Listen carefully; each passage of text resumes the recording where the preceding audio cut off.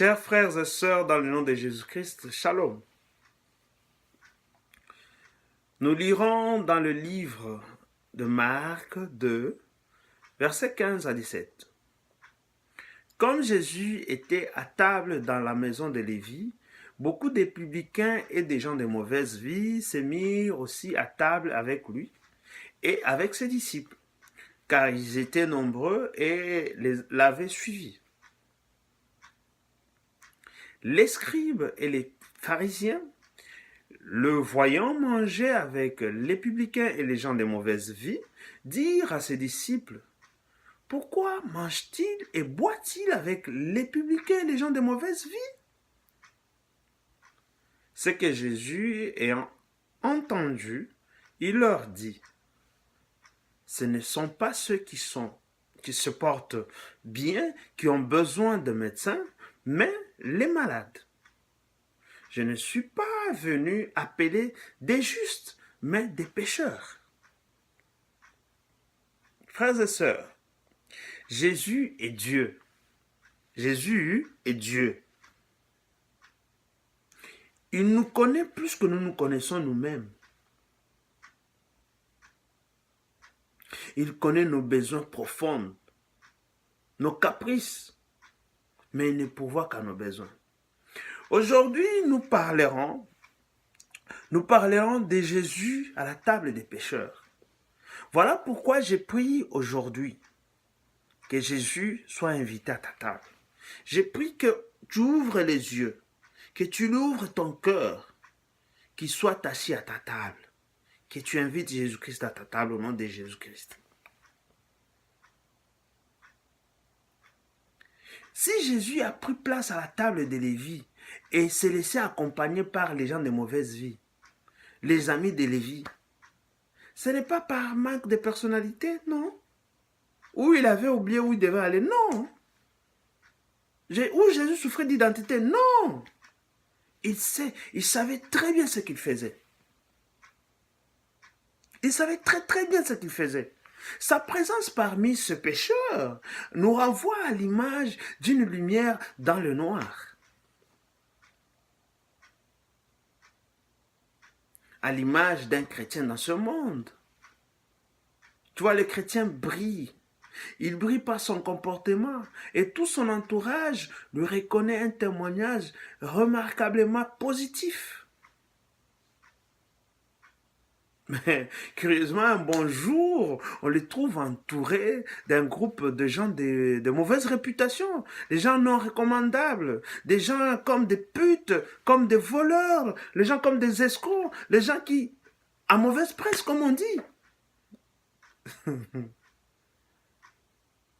Mais tout le monde se poserait la question de comprendre, mais qu'est-ce qui lui est arrivé? Mais qu'est-ce qu'il fait là-bas avec eux? Mais n'est-ce pas lui le pasteur? Mais n'est-ce pas lui qui disait qui parlait de la part de Dieu? Mais comment lui le prophète il peut s'asseoir avec des putes? Comment avec des gens qui sont mal habillés comme ça? N'est-ce pas lui qui chante de la part de Dieu? Mon frère, ma soeur, Jésus-Christ est venu sur terre pour nous montrer que dans nos mêmes conditions, dans nos mêmes positions, je veux dire, il est possible de vaincre le diable, il est possible de vaincre le mal. Pour montrer au monde que tout est d'abord question de volonté. En se mettant à cette table, Jésus s'est mis au même niveau que ces gens de mauvaise vie pour mieux passer son message. Il s'est humilié, lui étant Dieu, prendre la position d'un esclave.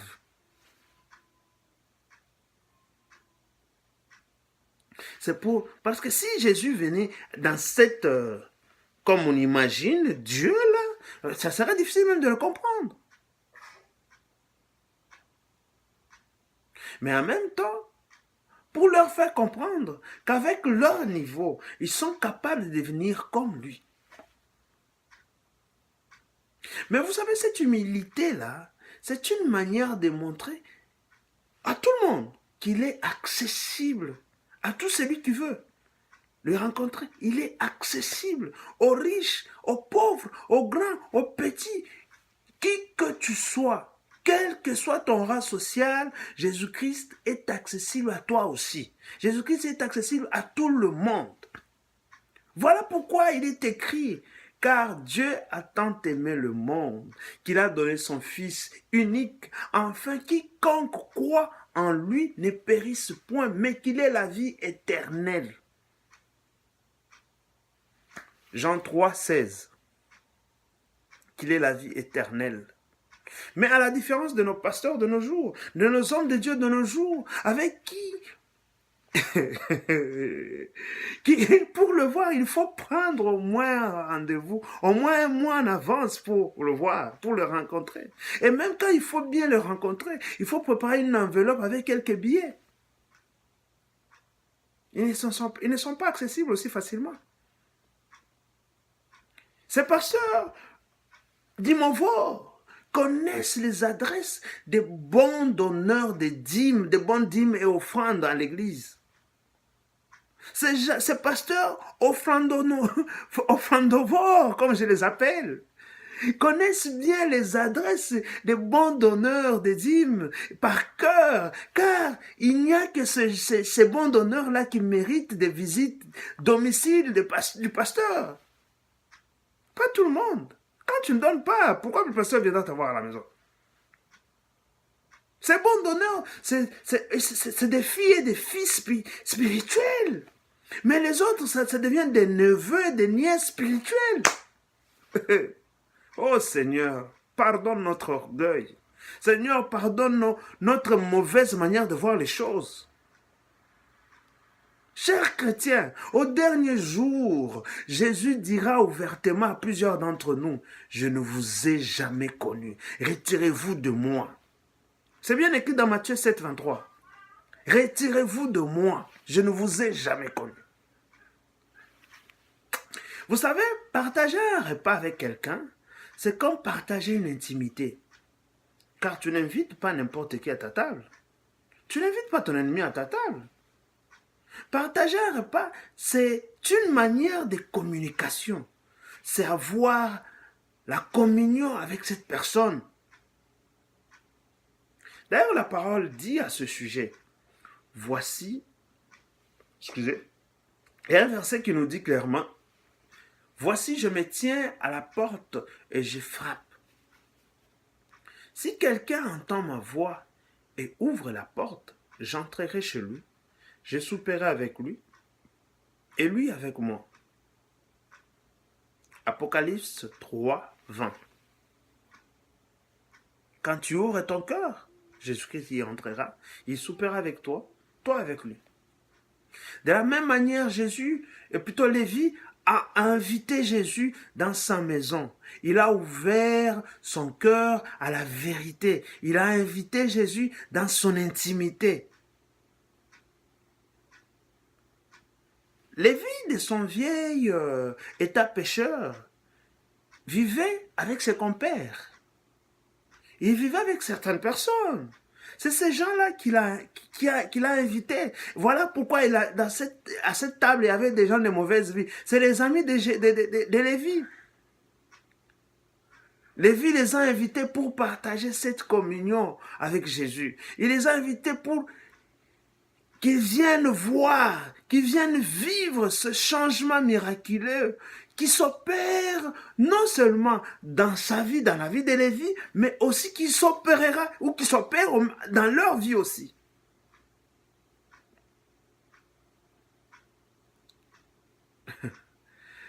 Vous savez, après la conversion, quand tu t'es converti, il y aura toujours des gens qui s'opposeront, qui ne croiront jamais à ta conversion, à ton changement. Non, pour eux, non, écoute, pour eux, tu es toujours le voleur, hein, l'escroc, la pute, le méchant, l'impur, qu'ils connaissaient. Pour eux, tu es catalogué, tu es déjà, hein, tu as déjà une étiquette qui est collée sur ta face. Tu es condamné à être mort au péché dans leurs pensées. Pour eux, tu ne mérites pas la vie. Pour eux, tu dois demeurer dans le péché, dans l'impureté. Parce que tu es mort tu es mort dans leurs pensées. Tu es mort dans le péché.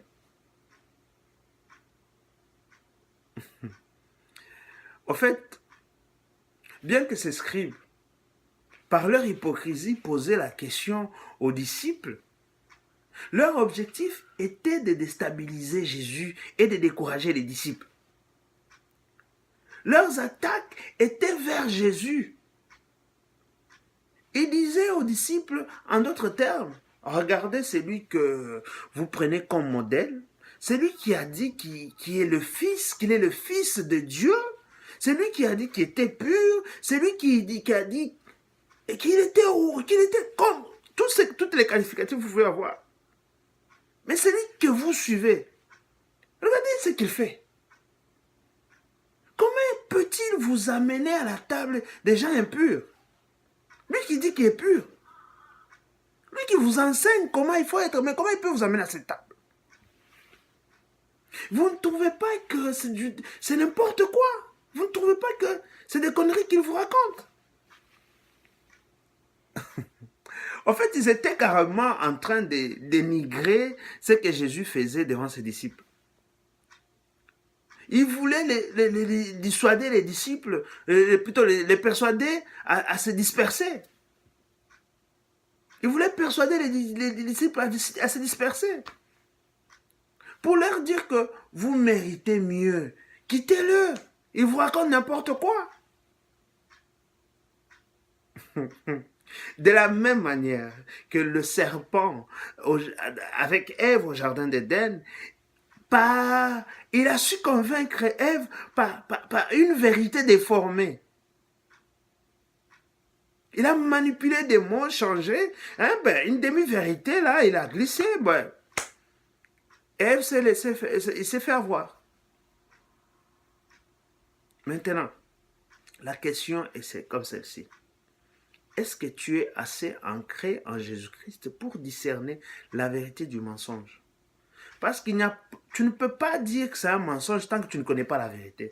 Est-ce que tu connais assez la vérité pour savoir que même si ça ressemble, il y a un son qui ressemble à la vérité, mais la vérité dit ceci. Est-ce que tu es capable de reconnaître le mensonge? La question est comme celle-là. Tu es assez ancré en Jésus-Christ pour discerner le mensonge de la vérité.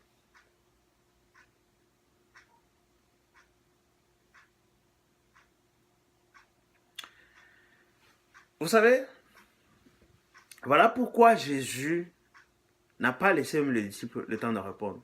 Il a pris la place parce qu'il avait compris. Étant Dieu, Jésus entend ce qui sort de nos bouches. Mais il écoute et comprend très bien les pensées de nos cœurs. Parce que lui, il regarde au cœur. C'est quoi qui motive nos questions, nos comportements? Jésus regarde à nos cœurs.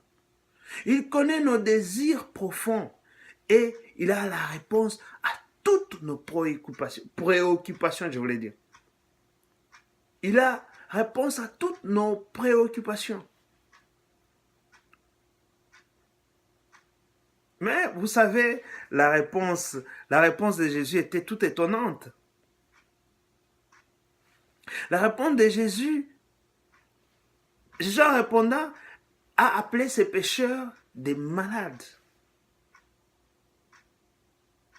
Depuis le commencement de la Bible, tout pécheur est considéré comme mort. Mais pourquoi ici Jésus ne les a pas appelés les morts, mais il les a appelés malades? La réponse est simple. Un mort ne peut pas manifester aucune volonté. Donc, tout celui qui prend plaisir à demeurer dans le péché sera et restera mort. Mais celui qui accepte l'appel de Jésus, celui qui accepte d'ouvrir la porte de son cœur pour laisser Jésus y entrer, manifeste le désir de connaître la vérité. Celui-là manifeste la volonté de partager quelque chose avec Jésus.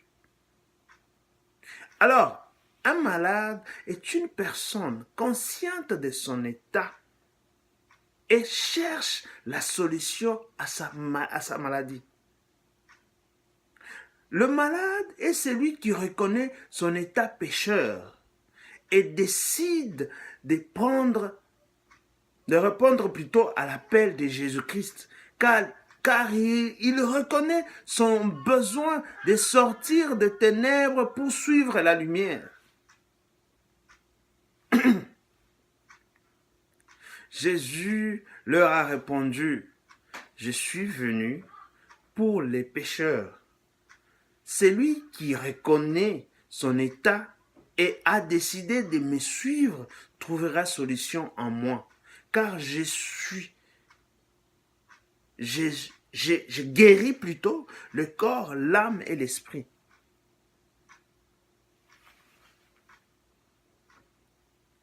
La présence de Jésus amène à tout le monde, qui que tu sois, chrétien ou non, à se questionner sur son état de cœur, à se remettre en question.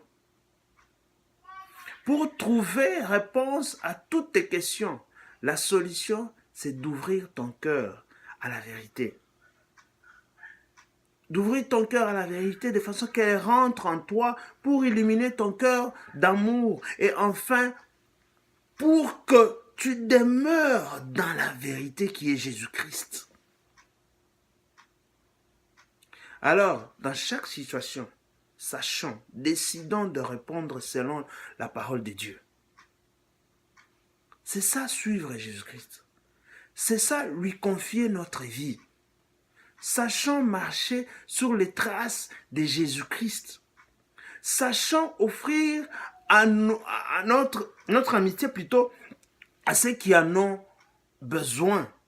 Ceux qui ont besoin de Jésus-Christ, offrons-leur notre amitié. Même si ce sont des gens non recommandables, des personnes mal fichées, offrons-leur notre amitié.